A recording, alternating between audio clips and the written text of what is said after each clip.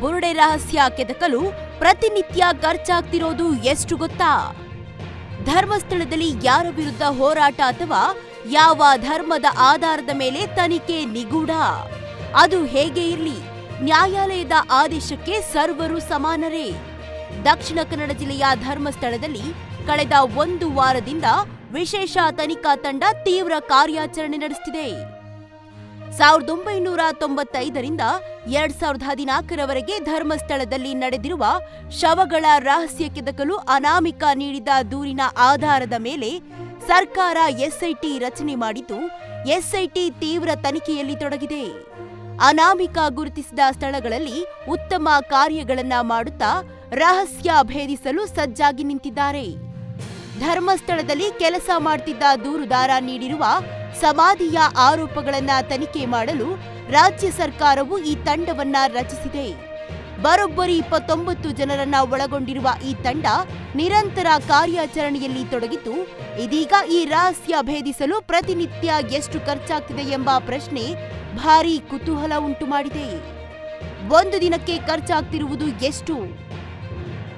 ಧರ್ಮಸ್ಥಳದಲ್ಲಿ ಅನಾಮಿಕ ನೀಡಿದ ದೂರಿನನ್ವಯ ತನಿಖೆಗೆ ಮುಂದಾಗಿರುವ ಎಸ್ಐಟಿ ಟೀಮ್ ಪ್ರಕಾರ ಈ ತನಿಖೆಗೆ ದಿನಕ್ಕೆ ಸುಮಾರು 1.50 ಲಕ್ಷ ರೂಪಾಯಿಗಳಷ್ಟು ಖರ್ಚಾಗ್ತಿದೆ ಎಂದು ಅಂದಾಜಿಸಲಾಗಿದೆ.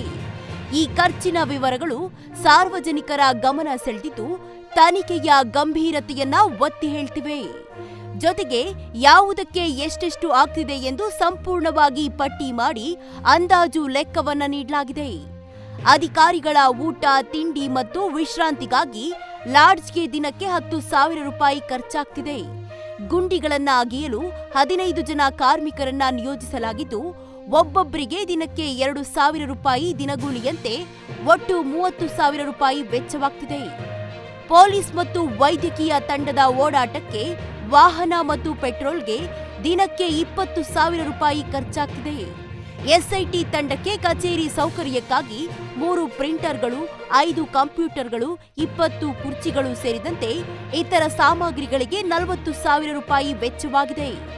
ಫೊರೆನ್ಸಿಕ್ ವೈದ್ಯಕೀಯ ತಂಡಕ್ಕೆ ವಿಶೇಷ ಉಪಕರಣಗಳಿಗೆ ದಿನಕ್ಕೆ 3,000ದಿಂದ 4,000 ರೂಪಾಯಿ ಖರ್ಚಾಗ್ತಿದೆ.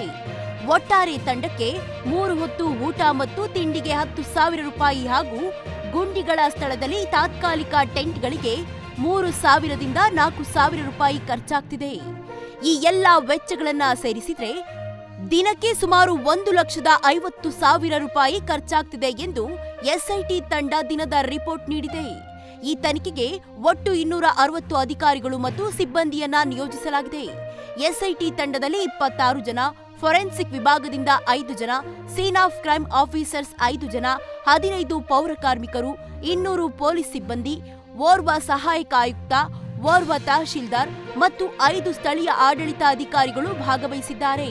ಈ ತಂಡವು ಧರ್ಮಸ್ಥಳದ ನೇತ್ರಾವತಿ ಘಾಟ್ನಂತಹ 13 ಸ್ಥಳಗಳಲ್ಲಿ ಗುಂಡಿಗಳನ್ನ ಅಗೆಯುವ ಕಾರ್ಯವನ್ನ ಜುಲೈ 28ರಿಂದ ಆರಂಭಿಸಿದೆ. ಈ ಕಾರ್ಯಾಚರಣೆಯನ್ನ ಡಿಜಿಪಿ ಪ್ರಣಬ್ ಮೊಹಂತಿ ನೇತೃತ್ವದಲ್ಲಿ ನಡೆಸಲಾಗುತ್ತಿದ್ದು, ಜಿತೇಂದ್ರ ಕುಮಾರ್, ಎಂಎನ್ ಅನುಚೇತ್ ಮತ್ತು ಸೌಮ್ಯಲತಾ ಅವರು ತಂಡದ ಪ್ರಮುಖ ಸದಸ್ಯರಾಗಿದ್ದಾರೆ. ಈ ತನಿಖೆಯು ಜುಲೈ 4ರಂದು ಧರ್ಮಸ್ಥಳದಲ್ಲಿ ದಾಖಲಾದ ದೂರಿನಿಂದ ಆರಂಭವಾಯಿತು.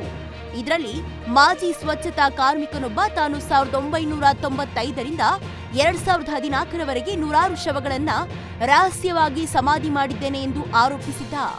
ಈ ಆರೋಪಗಳು ಧರ್ಮಸ್ಥಳದಂತಹ ಪವಿತ್ರ ಯಾತ್ರಾ ಕೇಂದ್ರದಲ್ಲಿ ಭಾರೀ ಚರ್ಚೆಗೆ ಕಾರಣವಾಗಿವೆ. ಎಸ್ಐಟಿ ತನಿಖೆಯು ಗಂಭೀರವಾಗಿ ಮುಂದುವರೆದಿದ್ದು, ಫೊರೆನ್ಸಿಕ್ ತಜ್ಞರಿಂದ ಶವಗಳ ಗುರುತಿಗಾಗಿ ಡಿಎನ್ಎ ಪರೀಕ್ಷೆ ಮತ್ತು ಇತರ ವೈಜ್ಞಾನಿಕ ವಿಧಾನಗಳನ್ನು ಬಳಸಲಾಗುತ್ತಿದೆ. ಈ ಕಾರ್ಯಾಚರಣೆಯ ಖರ್ಚು ಮತ್ತು ಸಿಬ್ಬಂದಿಯನ್ನ ತೊಡಗಿಸಿಕೊಳ್ಳುವಿಕೆಯಿಂದ ಈ ತನಿಖೆಯ ಗಂಭೀರತೆಯನ್ನ ಅರ್ಥ ಮಾಡಿಕೊಳ್ಳಬಹುದು. ಈ ಪ್ರಕರಣವು ರಾಜಕಾರಣಿಗಳಿಗೂ ಹಾಗೂ ಮಾಧ್ಯಮಗಳಿಗೆ ಸಿಗುವ ಸುದ್ದಿ ಯಾವ ರೀತಿ ಜನರಿಗೆ ತಲುಪಬಹುದೆಂದು ಪೂರ್ಣ ತನಿಖೆಯಾದ ಬಳಿಕವಷ್ಟೇ ಸತ್ಯ ಹೊರಗೆ ಬರುತ್ತದೆ. ಧರ್ಮವೋ ಅಧರ್ಮವೋ ಕಾದು ನೋಡೋಣ. ಪ್ರಿಯ ವೀಕ್ಷಕರೇ, ಈ ಸುದ್ದಿ ಇಷ್ಟವಾದಲ್ಲಿ ಯಾರೆಲ್ಲ ಸಬ್ಸ್ಕ್ರೈಬ್ ಮಾಡಿಲ್ವೋ ಅವರೆಲ್ಲ ಸಬ್ಸ್ಕ್ರೈಬ್ ಮಾಡಿ, ಶೇರ್ ಮಾಡಿ, ಲೈಕ್ ಮಾಡಿ.